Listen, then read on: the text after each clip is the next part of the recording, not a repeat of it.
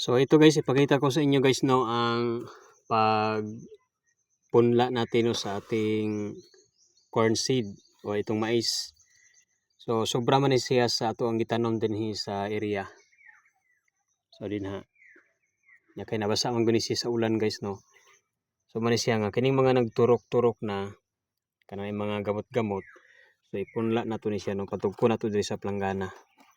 Kay pag mudako na ni siya guys, mutubo na ni siya, mao ni atong ipang puna no, ipang puna. So medyo kuti gid siya buhaton no.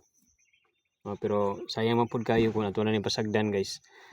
So ato na ni siya patugkon diri sa planggana kay mao ni siya ato ang punla atong puna no sa mga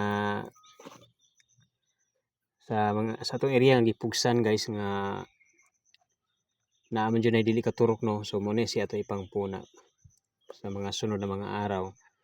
So pag mudako na ni siya kani ato ang ipunla diri man ato i-transplant na pud nato no. So kuti-kuti jud siya guys naon no sa mga farmers. Shout out no sa mga farmers diya. Dili sa ato ang viewers diri sa ato ang Facebook page o sa atong YouTube channel. So live dita karon sa atong YouTube channel guys na ini nga video. So tanawan ninyo guys atong live. Thank you.